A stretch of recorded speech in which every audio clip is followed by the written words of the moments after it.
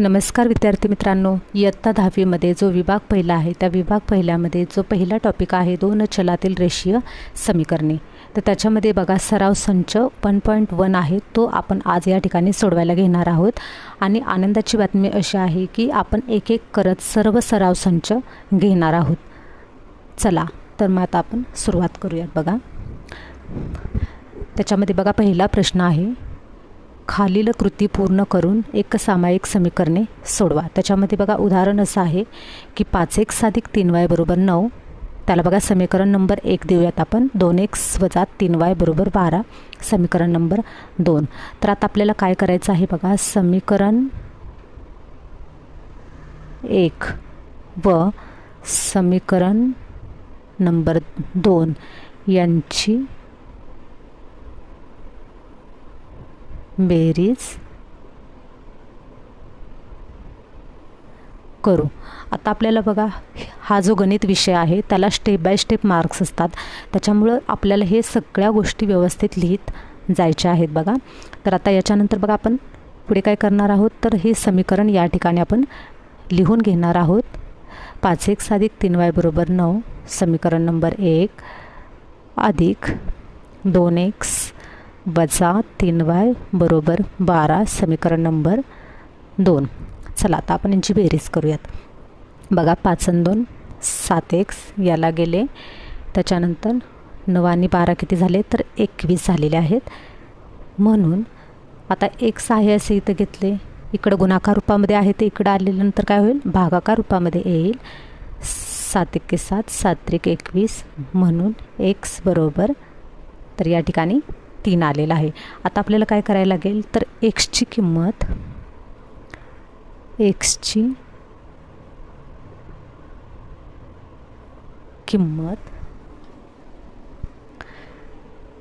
समीकरण 1 मध्ये ठेवू। आता समीकरण नंबर 1 कोणतं आहे बघा, 5x + 3y = 9, समीकरण नंबर 1 आहे बघा। तर त्याच्यामध्ये आपल्याला काय करायचं आहे, x ची किंमत घालायची आहे।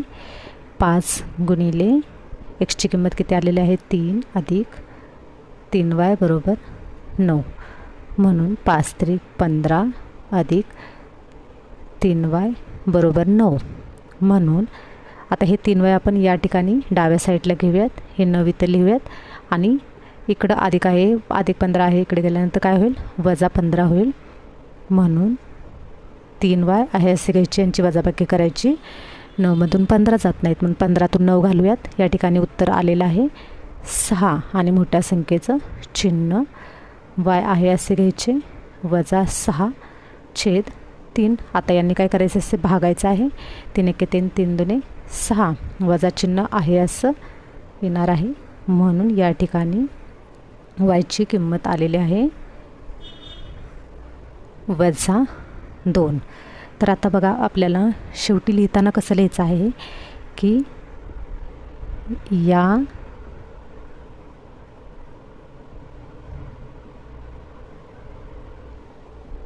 या समीकरणाची उकल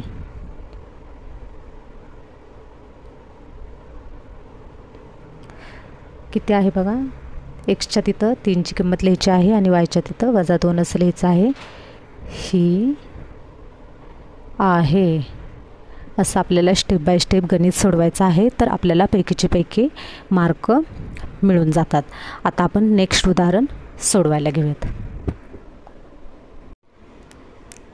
चला आता आपण 3a + 5b = 26, a + 5b = 22 हे उदाहरण आपण सोडवायला घेऊयात। आता आपण सर्वप्रथम काय करूयात, त्यांना नंबर देऊयात।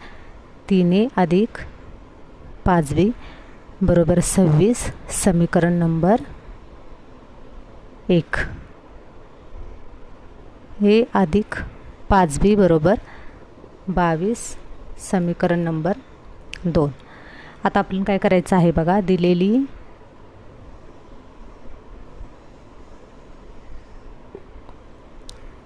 समीकरणे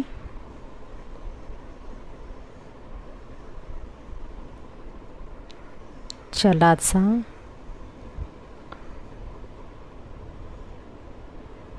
लोभ करून सोडवू. हे सुद्धा आपल्याला लिहायचंच आहे, कारण स्टेप बाय स्टेप मार्क आहेत बघा. आता आपण बीचा लोभ करण्यासाठी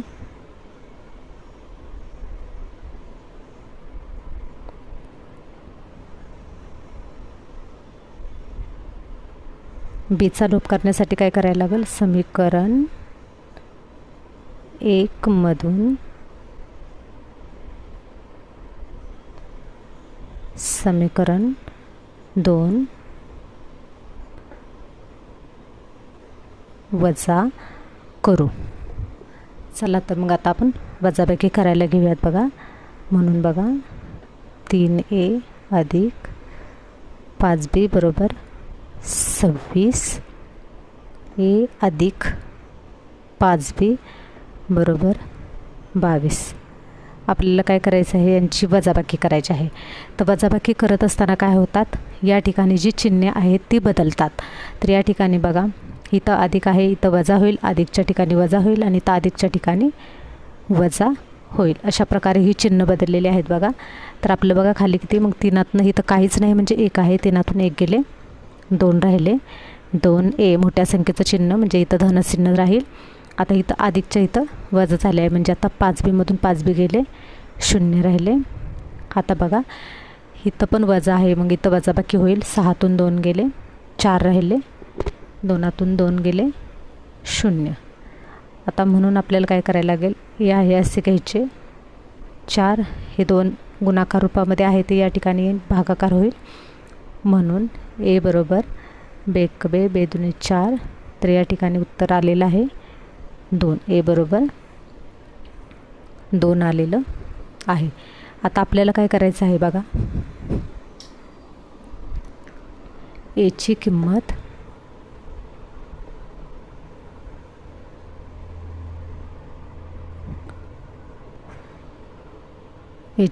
काय करायची आहे, समीकरण 1 मध्ये घालू. समीकरण 1 कोणतं आहे, 3a अधिक 5b बरोबर 26. चला आता a ची किंमत किती आलेली आहे, तर 2 आलेली आहे, अधिक 5b बरोबर 26. 3 दुने 6 अधिक 5b बरोबर 26. म्हणून हे 5b आपण आहे असे इकडे घेऊयात आणि हे 26 हे अधिक इकडे गेला वजा होईल. म्हणून 5b बरोबर 26मधून 6 गेले, 20 राहिले. म्हणून b आहे असे तर लिहिले गुणाकार रूपामधले, या ठिकाणी गेल्या भागाकार रूपामध्ये झालं.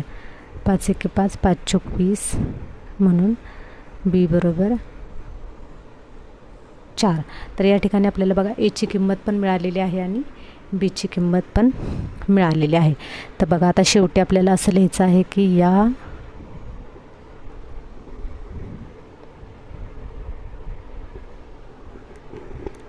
समीकरणाची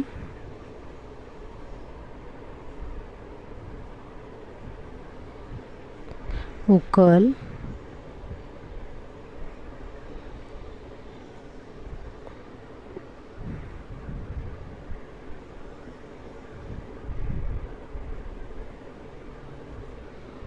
अशी आहे. अशा पद्धतीने आपल्याला हे उदाहरण सोडवायचं आहे. चला आता आपण पुढचं उदाहरण घेऊयात.